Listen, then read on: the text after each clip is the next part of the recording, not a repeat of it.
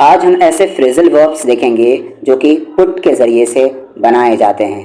PUT, इसे आप क्या पढ़ते हैं? पुट पढ़ते हैं। फ्रेजल वर्ब ना जानने का नुकसान क्या होता है कि आप बहुत सारे वक्त जानते हैं वर्ड का मीनिंग, लेकिन जब वो दो वर्ड कंबाइंड होकर एक बनते हैं तो आप उसका मीनिंग गलत निकाल लेते हैं। तो ये सबसे बड़ा नुकसान होता है फ्रेजल वर्ब ना जानने का। जैसे आप जानते हैं कि पुट का मतलब क्या होता है? डालना या रखना। लेकिन जब इसके साथ आगे जो वर्ड आएंगे, जो प्रीपोजिशन आएंगे, वो इस पुट का जो मीनिंग होगा वो बिल्कुल ही चेंज कर देगा। वही हम देखने के लिए जा रहे हैं। जैसे यहाँ पर ये तो पहला वाला बहुत फेमस है, पुट ऑन। पुट ऑन का मतलब होता है पहनना या लगाना।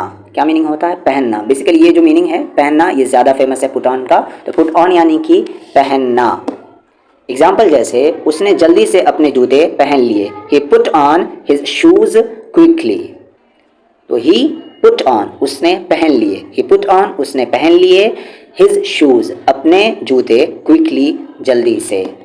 एक चीज़ और याद रखेंगे, जो पुट है इसकी तीनों फॉर्म एक ही होती है, प्रेजेंट और पास्ट, और जो आप पास्ट पार्टिसिपल कहते हैं वो भी सब फॉर्म इसकी एक ही होती है, पुट ही होती है। अपनी जैकेट पहनना मत भूलना। Don't forget to put on. Don't forget, मत भूलना, टू पुट ऑन, पहनना, योर जैकेट, अपनी जैकेट। इट्स कोल्ड आउटसाइड, बाहर ठंड है। तो जब आप क्लोथ्स पहनते हैं या मेकअप अपने ऊपर लगाते हैं तब आप पुट का यूज़ करते हैं। यहाँ तक कि पुट ऑन का यूज़ म्यूज़िक लगाने के लिए भी यूज़ करते हैं। जैसे क्या कहते हैं, म्यूज़िक चलाना, तब आप क्या कहेंगे? Put on music. Put out यानी कि निकालना। पुट आउट यानी कि निकालना, और एक मीनिंग बुझाना भी होता है। पुट आउट, निकालना और बुझाना। जो मैं दूसरा मीनिंग बोल रहा हूँ उसे भी आपको नोट डाउन करने हैं। जैसे मोमबत्ती बुझा दो, please put out the candle. तो यहाँ पर बुझाने के सेंस में आया कि प्लीज़ पुट आउट या put out the candle, candle बुझा दो। फायर फाइटर्स ने आग बुझा दी। Fire fighters put out the fire. Fire fighters put out, fire fighters ने बुझा दी। क्या बुझा दी? अब आगे उसे आप बोलेंगे द फायर, कि आग बुझा दी। तो ये वाला जो वर्ड है पुट आउट, ये बुझाने के सेंस में ज़्यादा यूज़ होता है। तो पुट ऑन पहनने वगैरह के सेंस में ज़्यादा यूज़ होता है, और पुट आउट बुझाने वगैरह, जैसे लाइट बुझाना, ये फायर, आग बुझाने के सेंस में ज़्यादा यूज़ होता है। आगे यहाँ पर पुट बैक यानी कि वापस रखना। पुट बैक, वापस रखना। जैसे किताबें शेल्फ पर वापस रख दो, put the book back on the shelf. एक वर्ड देख लेते हैं, पुट द बुक यानी बुक रख दो, बैक वापस, ऑन द शेल्फ शेल्फ पर। चीज़ें इस्तेमाल करने के बाद वापस रखना मत भूलना। Don't forget to put things back after using them. Put और बैक के बीच में आप वो वर्ड यूज़ करेंगे, यानी उसको यूज़ करेंगे जो चीज़ आप रखने की, वापस रखने की आप बात कर रहे हैं। आगे है पुट अप यानी कि रहना या वज़न बढ़ाना। ठहरना, रहना, वज़न बढ़ाना, तो ये पुट अप कहलाता है। आज रात तुम कहाँ ठहरोगे? Where will you put up tonight? वो अपने चचा के घर ठहरा। He put up at his uncle's house. आगे है put in practice. Put in practice मतलब होता है लागू करना या आदत में लाना। इसे आप क्या कहते हैं? Put in practice. जैसे यहाँ पर अब वक्त है जो तुमने सीखा उसे लागू करने का। It's time to put in practice what you have learned. Teachers को नए पढ़ाने के तरीक़ों को लागू करना चाहिए। Teachers should put in practice new teaching methods.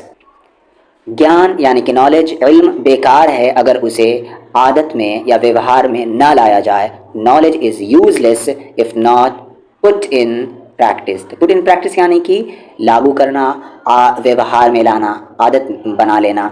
आगे है पुट थ्रू। पुट थ्रू मतलब होता है फ़ोन पर बात करना, या मुश्किल से गुजरने के लिए भी पुट थ्रू का इस्तेमाल किया जाता है। क्या आप मुझे उसके ऑफिस से जोड़ सकते हैं, यानी बात करा सकते हैं? Can you put me through to her office? उसने ज़िंदगी में कई कठिनाइयों से गुजरना पड़ा। He was put through many hardship in life. Put down का भी दो सेंस में यूज़ किया जाता है। पुट डाउन का जैसे लिखना या बेइज्जती करना, ये वाला सेंस ज़्यादा यूज़ होता है। तो पुट डाउन लिखना भी बहुत यूज़ करते हैं लोग, खास करके टीचर्स, और डाउन बेइज्जती करना। जैसे अपना नाम सूची में लिख दो। Put down your name on the list. उसने गुस्से में फ़ोन रख दिया। He put down the phone angrily. दूसरों की सबके सामने बेइज्जती मत करो। Don't put down others in front of everyone.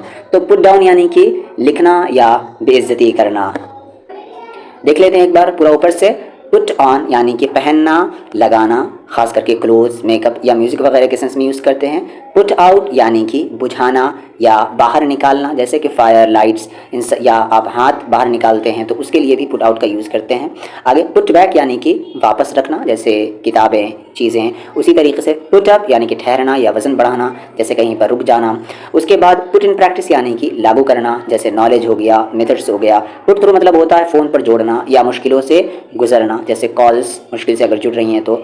अब आगे पुट डाउन यानी कि लिखना या बेइज्जती करना, जैसे राइटिंग के सेंस में आप पुट डाउन का यूज़ कर सकते हैं, या इंसल्टिंग के सेंस में आप पुट डाउन का यूज़ कर सकते हैं। तो ये 7 वर्ड्स थे पुट से रिलेटेड, जो कि पुट से बन रहे थे।